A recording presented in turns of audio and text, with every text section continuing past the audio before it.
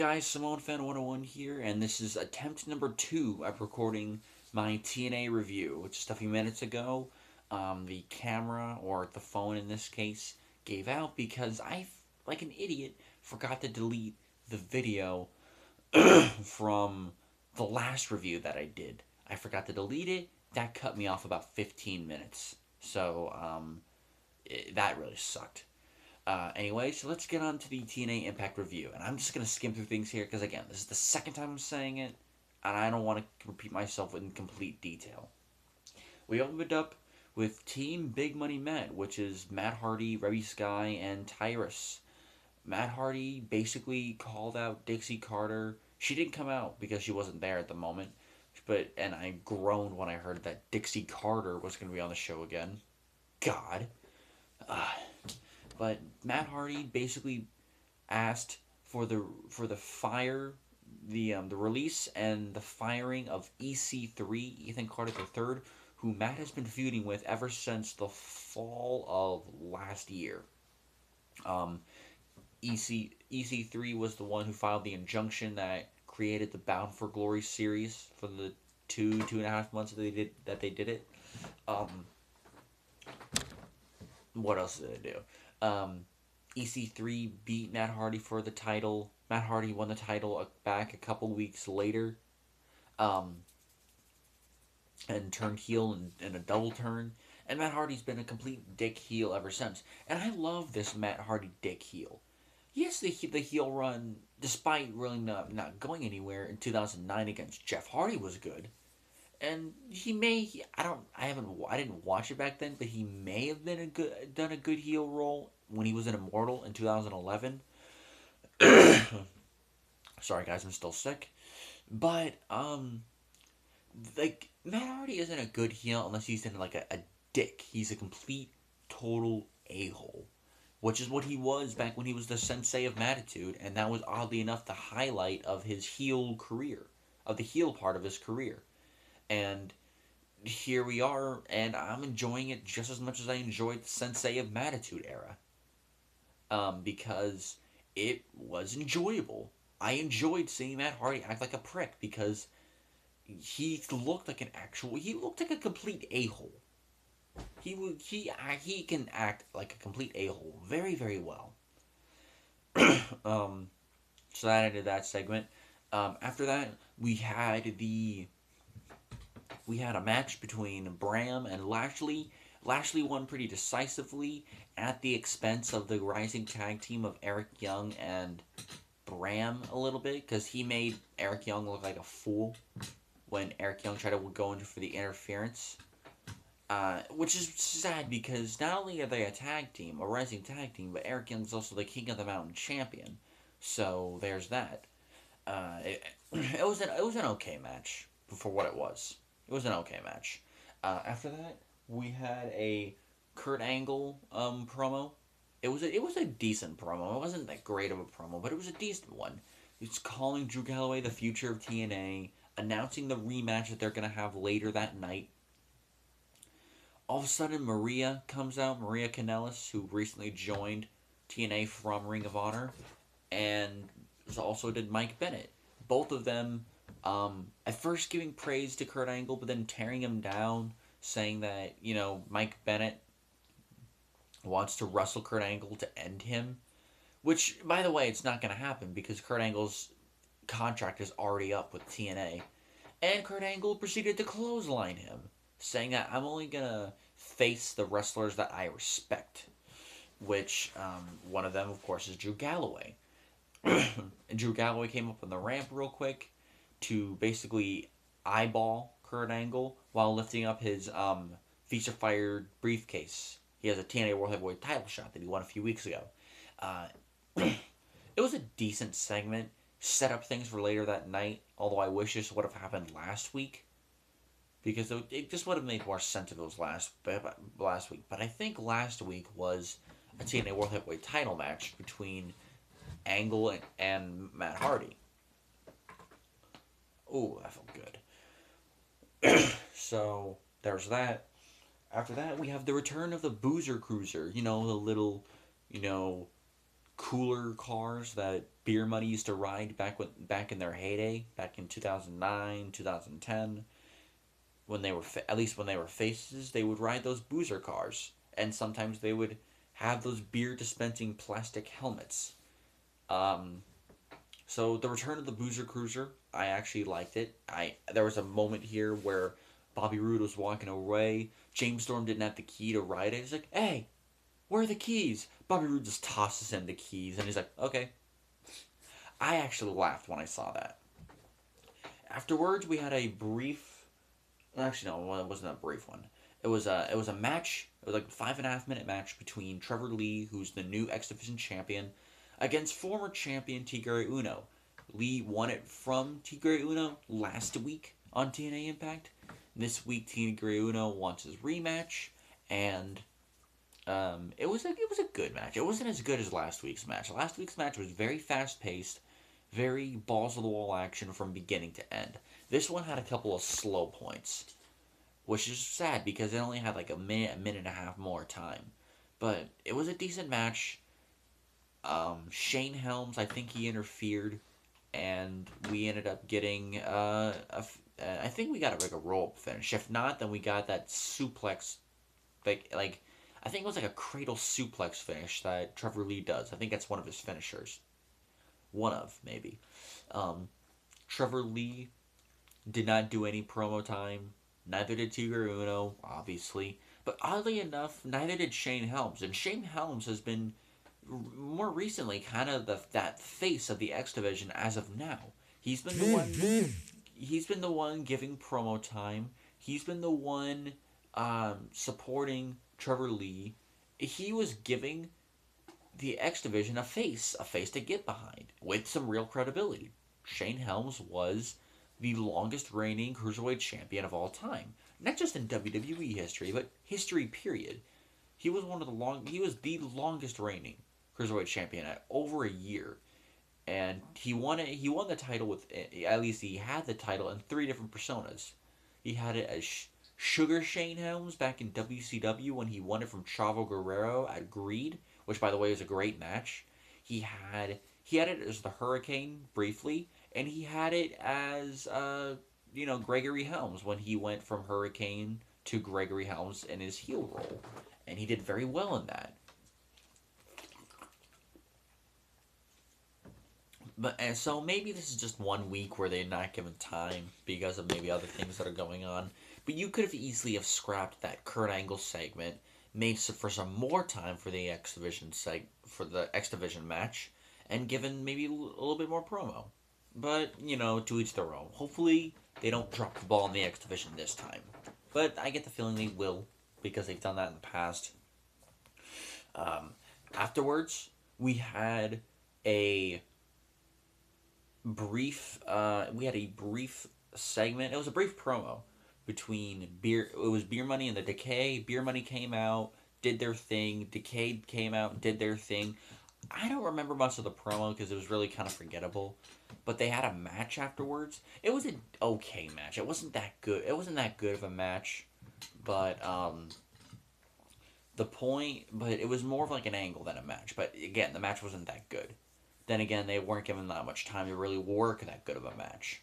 What happened was Abyss, I believe he attacked the referee or something like that, or put his hands on him. Beer Money won by DQ. Abyss and Crazy Steve attacked James Storm and Bobby Roode after the match was over. Out come the Wolves to attack the Decay, and they left the ring. Well, actually, no, they didn't. No, they didn't actually. They tried to attack Decay, but Rosemary, she kind of blocked their way. My first instinct is like, just punch the bitch. She's obviously, female Joker. She's basically Harley Quinn if she looked even more psychotic. But she was the reason why they didn't attack Steve or Abyss. So they left the ring, and the Wolves issued a challenge because remember, on the first Impact of Pop TV this year, the Wolves were attacked from behind by Steve and Abyss and got their title belts stolen, and they've been stolen ever since. Now, the Wolves issued a challenge for next week's Impact episode saying that they issued a challenge for for the TNA World Heavyweight Championship match, the TNA World Tag Team Championship match. The World Tag Titles will be on the line. Um, if Steve and Abyss win, they get recognition as tag champions. If the Wolves win, they get their tag titles back. And in order to make them agree, they made it a tag team Monsters Ball match. Honestly, I can't wait for this match because yes, I hear Monsters Ball and I'm thinking, oh god, they're pulling this out again. But with a tag team match, a tag team Monsters Ball. I believe this is the first tag team Monsters Ball match since the four-way tag team Monsters Ball match at Bound for Glory 2008 with Abyss and Matt Morgan, the Team 3D, Beer Money, and I think there was like another team. I think it was LAX. It was LAX, Beer Money, Abyss and Morgan, and Team 3D in a Monsters Ball tag team match back at Bound for Glory 2008. It's been nearly 8 years since we have another tag team Monsters Ball. I'm actually looking forward to it, especially since the team of Steve and Abyss are, gelling together very well. And of course, the Wolves are a great tag team. Nobody can really dispute that. With that said, as long if they overbook it, I'm gonna be so pissed. If they don't overbook it, I will be happy. Keep this simple. Use weapons and make us happy. They made us happy later in the main event, so they can prove they can do it. So let's do this. We had after that we had a grotto or a grado segment. Grado a few weeks ago during the feast or fired thing. He got fired. He got the pink slip. Eli Drake got the King of the Mountain King of the Mountain title opportunity. Beer Money got the tag title opportunity, and Galloway, as I mentioned, got the World Heavyweight title opportunity. Grado came out because remember, I think they were in England by this point, and Grado lives in England, so I guess he has some merit to be there. Grado came into the ring, and at first I was like, oh god. So really, this guy, I'm not a big fan of Grado. He's not bad, but they've been booking him as a complete joke. But with that being said, the guys actually can actually be pretty good on the promo. He came out and he said that he was tricked, or he should not have been fired, and he has evidence to prove that he was basically robbed of an opportunity to stay in TNA. And when he was about to prevent that evidence, out came Eli Drake. Drake had his own personal security go over to try to contain Grado and make sure he wouldn't talk. So, and remember, the same night that they won the Feast or Fired briefcases, and they were going to present it at the end of the show, Eli Drake was talking to Jesse Goddard, his tag team partner, saying that maybe I should look into it and see if I can do anything about it, because there's a chance I might be fired and I won't be here. So I guess the story building up here is that Eli Drake switched cases on Grado, and eventually it's going to lead to a match, probably to gain Grado's TNA job back, which would make a whole lot of sense. It's actually a very interesting storyline, not a storyline that TNA hasn't done before. So they're making the briefcases that they all win there. They're making them mean something that WWE has stopped doing for quite a few years now.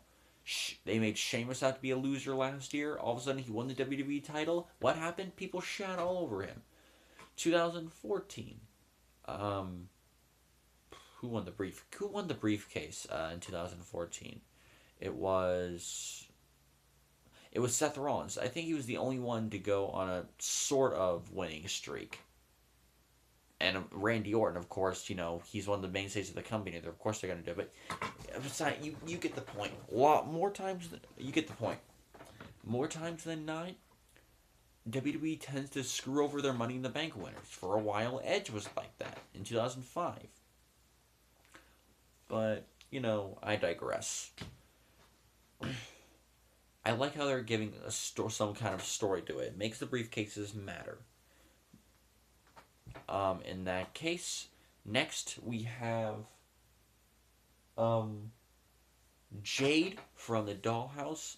She beat Madison Rayne in, I think it was like a 6 or 7 minute match. A match that actually was not as bad as I thought it was going to be. It was actually it was actually a good match. Madison Rayne is not that bad of a wrestler. She's actually not bad of a wrestler. It's just that we don't care about her because she's been in some shit.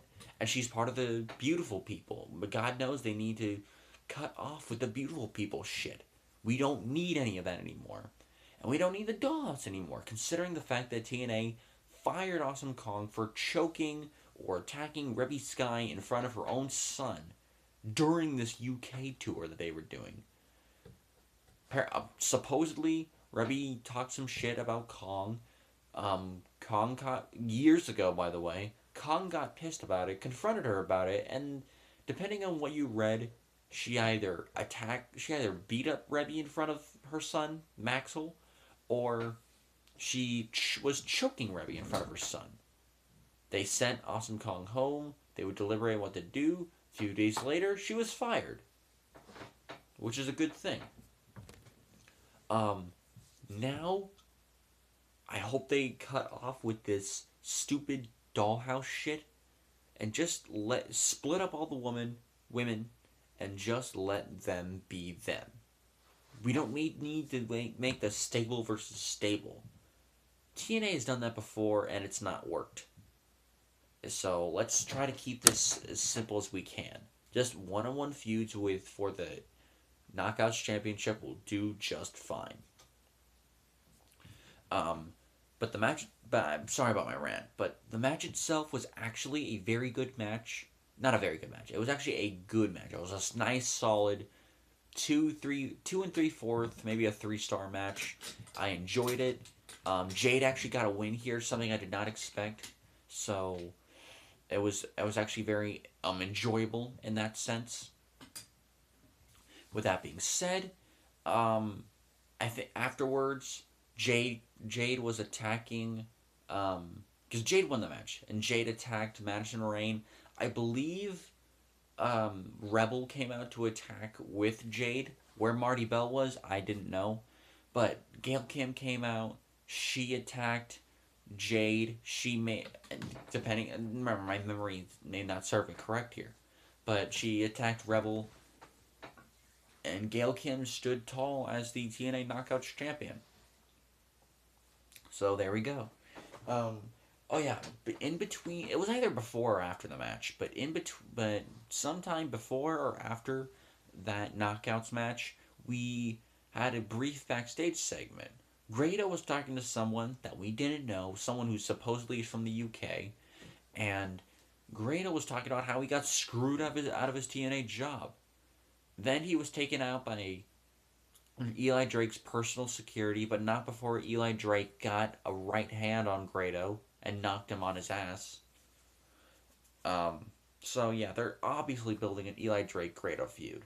I don't expect this feud to be a good in-ring feud. In fact, I expect our matches to suck.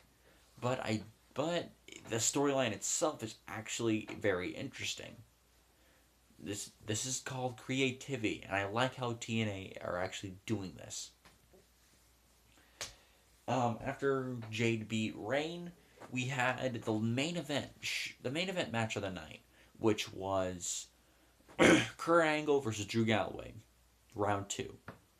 Gonna say right now, this match exceeded their previous match. The previous match was a good match, but they overdid it on the finishers. They did overdo it on the finishers here, but they didn't go for pinfall attempts constantly. For example, Drew Galloway hit the Claymore, which is basically a running big boot, Um, but instead of going for the pin, he hit the Claymore a second time, and then Kurt Angle kicked out. It's like, wait a minute, what the hell just happened? Um, the finish of the match, and by the way, I think this match is better because on the third Claymore kick that Drew Galloway hit, I think he accidentally busted open Kurt Angle's mouth because I saw some blood coming out of Kurt Angle's mouth, and that added a little bit more, you know, oomph to the match. I liked that. The match was better than the match they had a few weeks ago. Um, Drew Galloway won with a crossface submission hold, except instead of like Chris Benoit's crippler crossface or Daniel Bryan's like kind of like, like congealed, like twisted arm crossface. This is a crossface where the arm kind of went behind the user's head. So he used a crossface submission hold. It looked kind of brutal.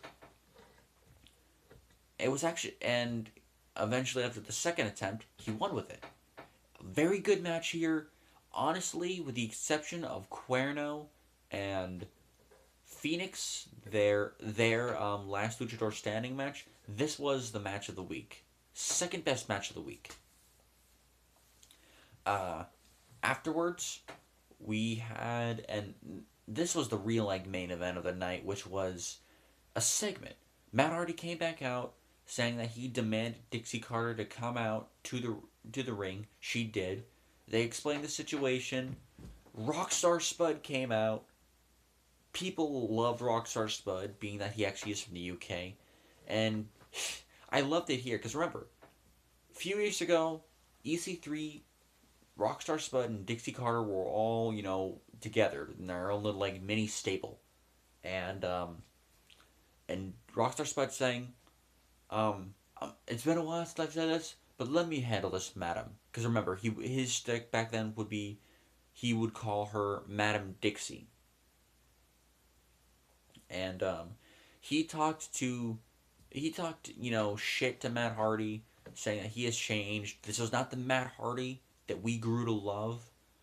I guess he wasn't watching his role as the Sensei of Mattitude, or 2009 when he supposedly burned down Jeff Hardy's house and killed his dog. So there's that. But it was Rockstar Spud was very good on the mic here. People got behind him. He got up in Matt Hardy's face. Tyrus, attacked Rockstar Spud from behind. Just destroyed him. And then almost just out of it, and it was really scary because I'm like, oh god, this is gonna happen. Matt Hardy got all up in Dixie Carter's face, and she was against one of the corners of the ring, saying that she has to fire. She should fire EC3 now, and he was at the top of his lungs. You really need to watch it for yourself in order to get how much of a huge asshole Matt Hardy really was. And after that little thing, we got the return of EC3, Ethan Carter III. Gonna be honest here, EC3, when he came out, it was silent. I thought he was gonna get cheered big time, because they were chanting EC3 throughout the night. And when he came out, it was just silence. Up until he fought with Matt Hardy's personal security. Which he disposed of easily. Then people started to get behind him. He attacked Tyrus. He was able to put Tyrus down after Tyrus ran into the ring pole. He went into the ring, went after Matt. Matt Hardy ran like a chicken shit heel, ran behind his wife as protection. And I love this here because this had consistency. Not just because Matt Hardy screwed over EC3, but because when EC3 left the ring, he quickly glanced at his aunt, his kayfabe Aunt Dixie, and his former best friend Rockstar Spud, who he hated and feuded with both of them at the time. And he didn't say anything. He didn't hug it out saying, "Oh, all is forgiven." No, He looked at them, he glanced at them, and then he walked away. That adds a level of consistency. EC3, I hope they build it up. I hope they, follow up very well next week. Because EC3 had problems with both Dixie Carter and especially Rockstar Spud, that famous hair versus hair match last year. Um, EC3 is not their friend. He's not their friend. So, and TNA knew that. So let's try to build up the tension. See if we can build up something maybe where EC3 has to earn their trust back. Because remember, in an interview I think it was last week or 2 weeks ago, EC3 said that double heel turn, when Tyrus turned on him, that was the biggest kick in the ass he needed in order to wake up and said, okay, I need to respect the business. I have to be here. I can't just be, the fun heel. Because it was actually a very fun role. It was a fun time.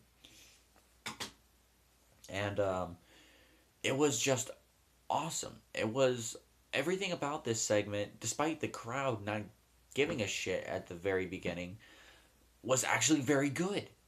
It was actually very good. So, yeah, this week's episode had its downs, but in my opinion, it was actually a very good show. We had a great main event between Drew Galloway and Kurt Angle. We had the return of EC3, which I loved very much. We still had kind of focus on the X Division. Um, we had the